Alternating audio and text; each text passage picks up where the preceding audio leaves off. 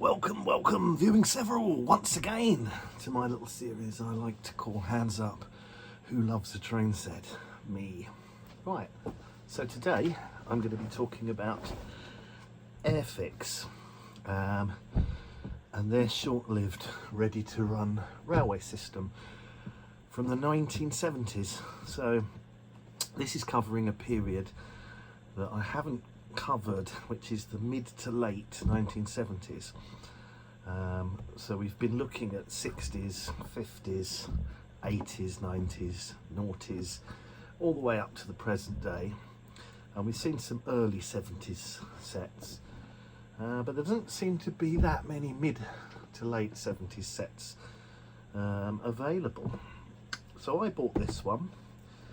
There was some issues with it, so it didn't come with the locomotive, but I agreed a partial refund with the seller, who said they were genuine, they said they hadn't checked it, and they offered me a figure, and I said, well, actually you don't need to give me that much because I've already managed to get one for less than that, so we agreed on that.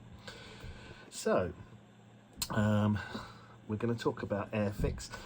So when I was the Airfix were obviously they're well known for their plastic model kits, and also toy soldiers in both 00 scale and 132 scale, and we probably all had those as kids.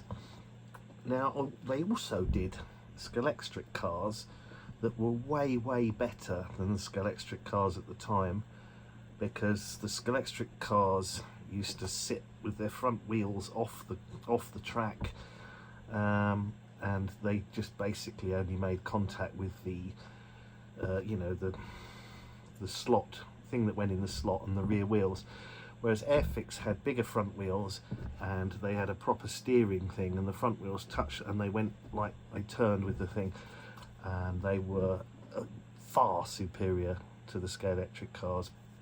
We used to go, when I was about 11, we had a Scalextric club at school, and I don't think anyone ever won it with the Scalextric car. It was always the Airfix cars. I don't have any of those anymore because they all went years ago. But they also did model railways. So we're going to have a look today at their model railways. So this is quite a nice little set, as you can see. It's got nice box art, which we always like. So what we'll do, before we have a look inside it, we'll just talk a little bit about Airfix and have a look at the catalogue. So I did get this, so we can see that is first edition catalogue. It says 10p. So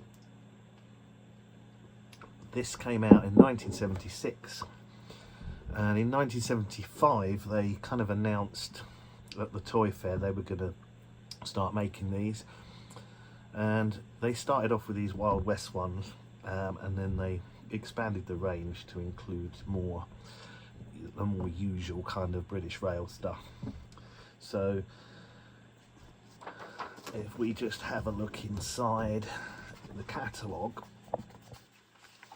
their most famous kind of sets, which are the ones that people collect, are this Wild West set, which came with a kind of diorama and some cowboys and things.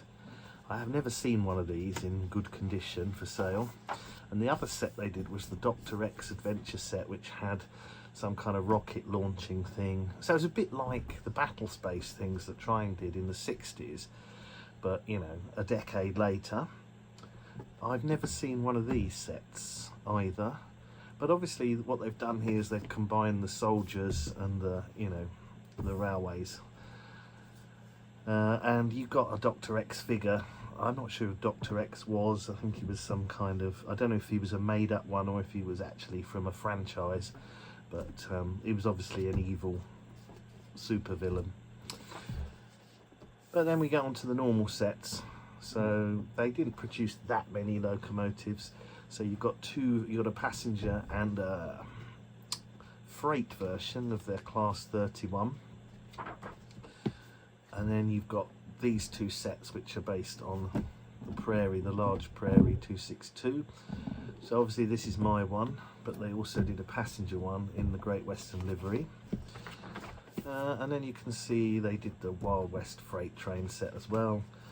And they did a number of tracks. Now this track, it says made in Austria, so it's supposed to be completely compatible with Hornby. So my guess is that it was made by Loco, who made Hornby's track anyway. I don't know if it's steel or nickel silver. Maybe I'll put a magnet on it later when we get the track out. And you can see the launch range is quite small, but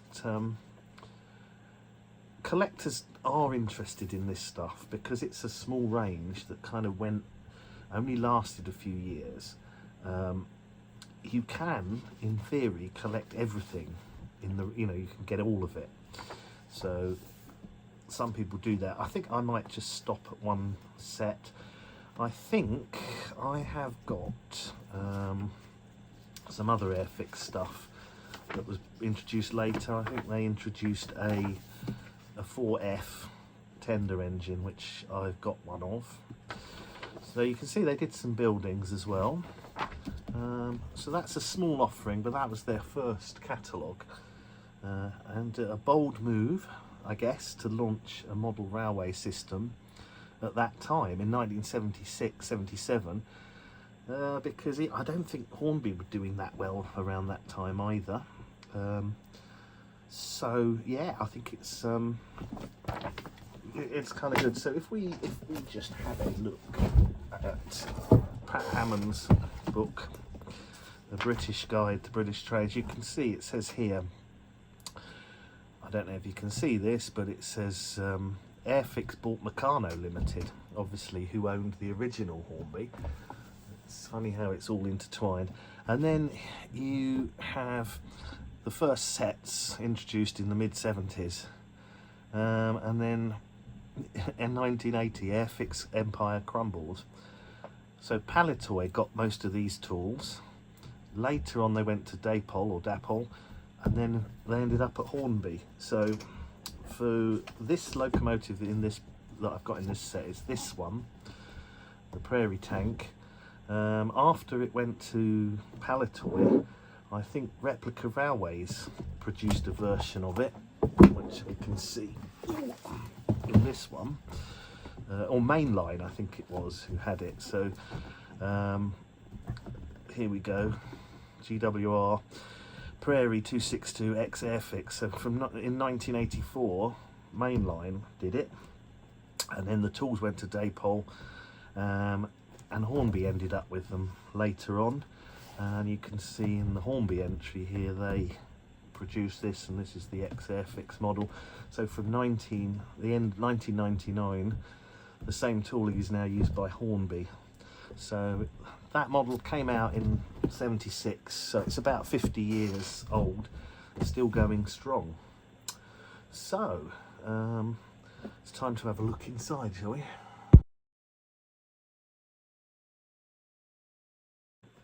So the first thing you notice when we look inside is it's all cardboard, which is very much ahead of its time at the time. Most train sets had that horrible polystyrene boxes. Now, it says in the model train guide that one of the reasons they went for this arrangement is that retailers are reluctant sometimes to take new train sets. So by giving them this like this, the retailer can dispose of unsold sets by selling the individual stuff. So that's kind of part of the reason they did this, but actually it's kind of a good system. A lot of modern Japanese train sets come like this with the individual boxes, although very many in the smaller gauges like N, you do get a nice hard plastic case for each of the rolling stock and the loco. Now you can see from here that on the side of the box it tells you the contents. So this one only comes with a circle of track. So what I am going to do probably is I will set it up with a circle to start with, and the controller takes 12 C-type batteries. So I've got these ones I've charged up specially. I didn't want to buy 12 because, or it's 8, sorry, not 12, to give you 12 volts. I didn't want to buy 12 of them, because even the cheap ones, that's about £16 worth of batteries. But I've got loads of these, so I've charged them up last night, and so we can give this a go. I actually got, because I didn't get a loco, I actually got 2 controllers with this, so I'll just show you inside this one. They're really simple, so you've only got half full stop and the other way, so it just reverses the polarity. And what it actually, all it does is inside, you can see, if we can, because this one had the original batteries in it, and they were very corroded, but it hasn't really damaged it, so it probably still work. But the way it works is when you're on half, it literally just takes 4 of the batteries, and when you put it on full, it connects to this end, so it's got all 8 in series. So it's either 6 or 12 volts, or whatever remaining, half of all of whatever you've got in your remaining battery capacity. So that's how that works. So I will try that if it works. So you can see here we get, well, let's have a look at the track, shall we? So as you can see, it's very similar to Hornby, and it is, hooray for me, it's first radius. It says made in Austria, Airfix railway system. I don't know if you can see that, but my guess is it was made by Roco, who made the Hornby stuff. Let's have a look if I've got a magnet handy. Let's just, is that a magnet? Let me just, yeah, doesn't seem to be magnetic, so perhaps it is nickel silver, I don't know, but it's not sticking to that magnet. If that is a magnet, I'm not sure it is, but so that's the track. The track. Well, the other thing that I got was I got 2 of these in the set, and I didn't get this, but I've got one of these. I got one of these anyway, so that was easy to complete the set. And I've got an extra one of these now. But I have seen these sets for sale, and I have seen the one in the catalogue that is the same set but has the class 31 diesel. I've seen those for sale with 2 of these and no brake van, so it could well be that that's just the way some of them came. Now the locomotive, I bought that to buy this separately, and when it came with all the original parts, but someone had changed the wheels at the front, and they're actually bigger. Now maybe that's because these are bits too small to be true scale, so they had these bigger wheels on. But I thought, well, I'm just going to put the original ones back on, just put it back to original. In the middle of the thing, you can, I'll show you. I can always edit this bit out. Right, so you can see it's got no flanges on the centre wheels, and I think by the time the tooling went to Palitoy and their main line, I think they did start to put flanges on, and certainly the modern Hornby ones I think have that centre flange on them. I have actually tested this, so it does run. When you look at them second hand, you can see that it looks all out of, you don't know if that's straight, so, but that's fine. Some of the mainline models, particularly the 72 class, has a problem with the wheel bearings inside crack and break, and all the quartering just goes out, and they can be a right nuisance to fix. I don't think I've done a video on it, but I had one and I fixed it, and they are basically the mainline ones. I don't know whether you get this problem on these. I don't think you do. I've not heard anything. But as you can see, that one is in a BR livery. So yeah, it's fairly standard stuff. But we'll see how it runs when we set it up. But yeah, so I mean, it's quite a nice set. We'll have a look at the, we'll when we set it up, maybe we'll look at these wagons in a bit more detail when I put it on the track. So what I'm going to do, I am going to set up the circle as it comes in this set, and I'm going to set up this battery controller and we'll give it a run, and then after that we'll put it on, we'll put a bit of Hornby track in, see if it's compatible. If not, we'll just put a bigger loop of some other track, probably Hornby, but probably be able to use this and just cut the Hornby straight, and we'll run it on the Gauge Master, and then maybe we'll get the at some point I want to get the HM6000 out again, because I want to try it with an iPad rather than the little phone screen. So I might try that, and I haven't tried the steam engine sound on it yet, so perhaps we'll do that as well. But yeah, so what I'm going to do first is we're going to get it set up as it comes in the set, to see what that's like.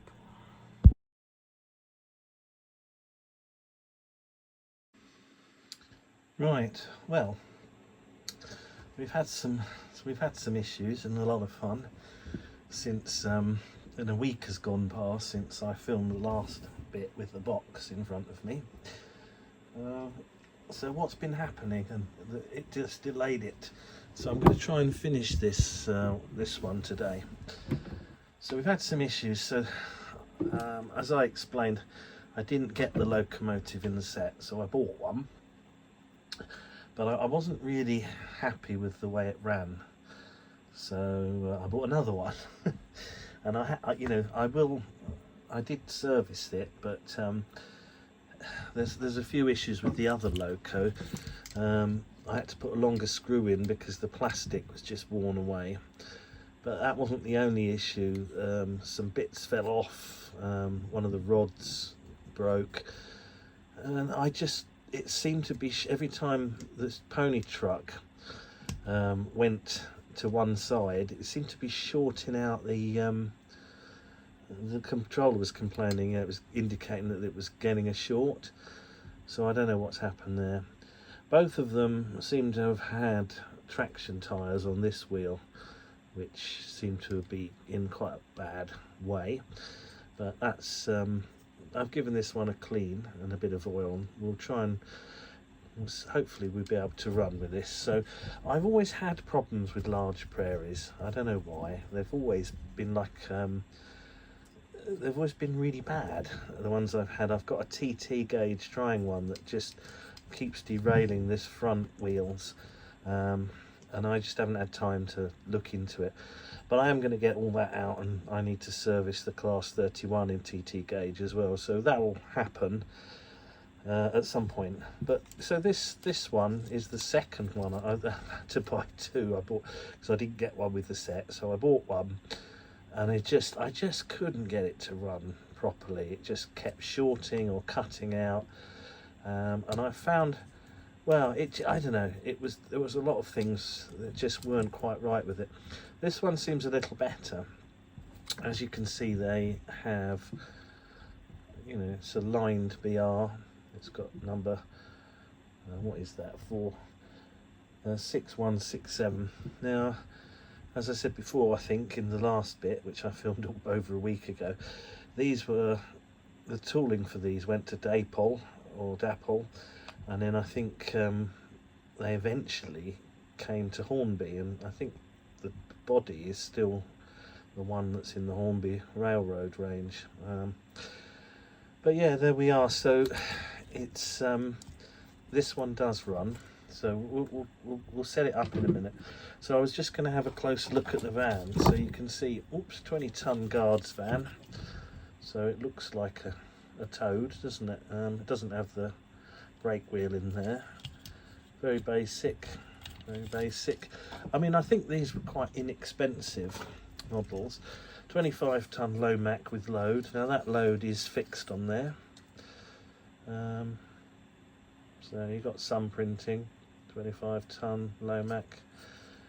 Has it got, the thing with these Airfix ones, they've got these couplings and they move around.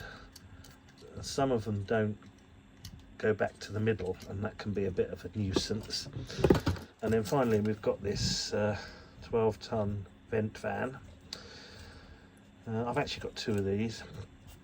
So my original plan was to show the track from the set up, and I tried to get the battery controller working, but unfortunately I just couldn't get it to work, and I've given up on that idea.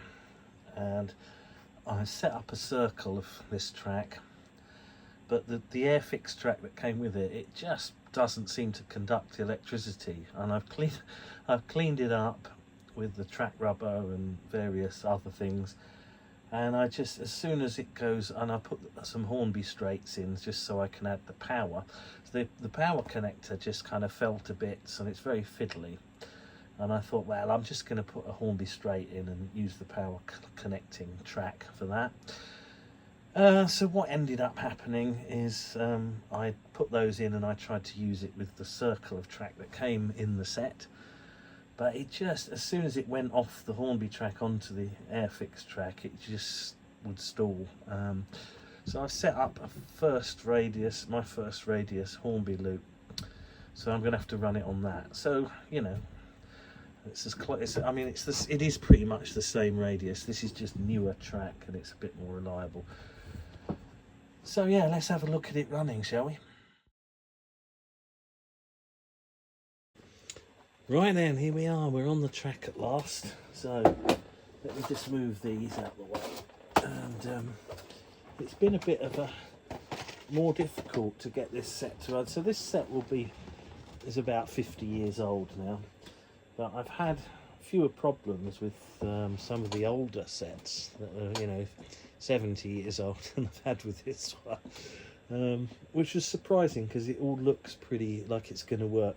I must say I do not like these couplings. They're not very good. They may perform better in sidings and things, but the problem is I think they're supposed to spring to the middle, but they sort of don't. And the other problem with them is they all seem to be at slightly different heights between the different wagons, which means they don't couple well together. And it may even mean that the wheels lift up off the track on corners. So we'll see. So let's get her running, shall we? If it's going to behave. So far so good.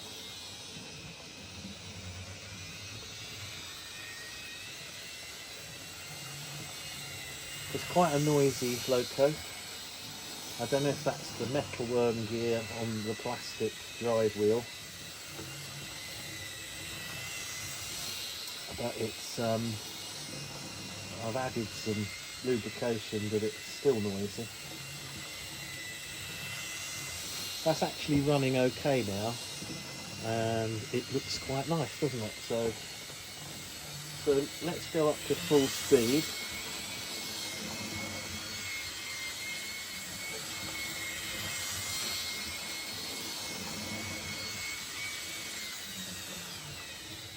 So I think the microphone on this phone is probably going to make this sound even louder than it is in real life.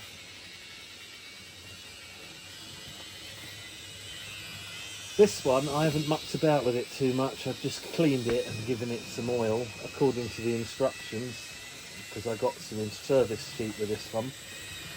But I did spend like 2 or 3 hours trying to get the other one running reliably, and in the end I just gave up because it had got to like 11:30 last Sunday night, and I just thought, well, I can't finish this now. And then I had to wait for a replacement. I just thought, I'm just going to get another one. They're not expensive. So there we are. Let's see if it will go backwards. Yeah, it will go backwards. It wasn't very reliable, but I think it's warmed up a bit now. Let's see if it'll, I mean, So I'm using the Gauge Master because the Gauge Master's small and it's always out on my desk.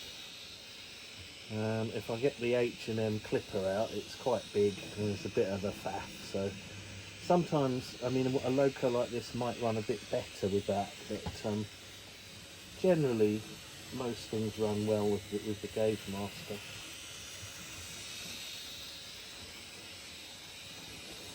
So I put 8 rechargeable C cells into the battery controller, but I don't know whether they're, I mean, it wasn't giving me very much voltage.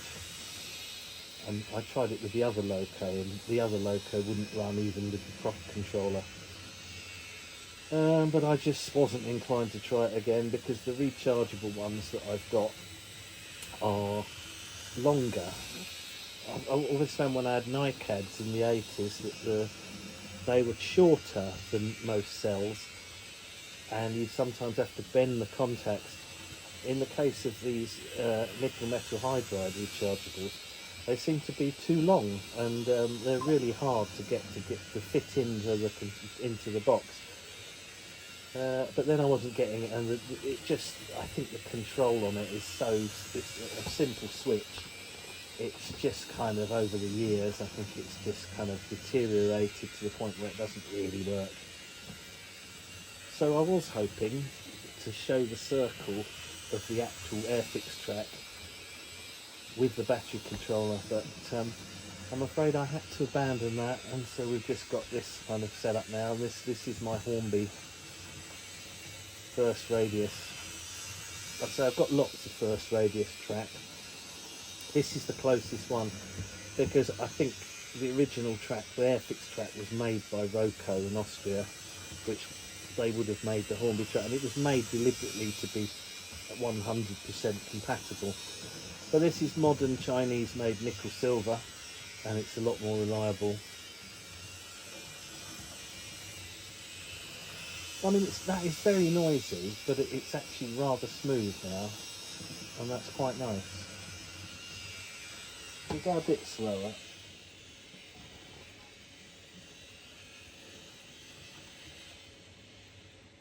Yeah, see, it's struggling there all of a sudden. So we'll give it a bit more juice.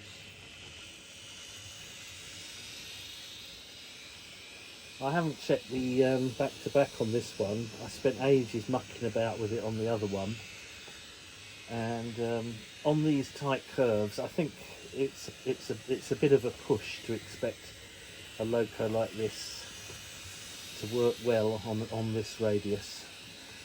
I noticed it does work on a length of flexi track going back and forth. It does seem a lot more reliable pickup wise. I think the pickup is it's straining a bit, and the gauge, the back-to-back gauge, may need, if I put it in a bit, maybe that would make the pickup worse. Maybe it may have too much friction on the corners, I'm not sure, but I haven't done too much mucking about with this one, and I'm not going to now.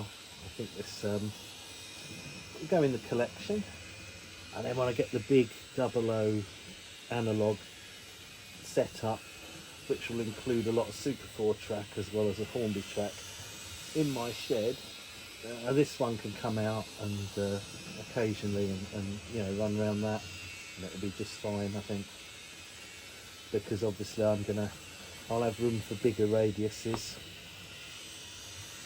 Yeah, that's all right. We'll just give it one more higher speed.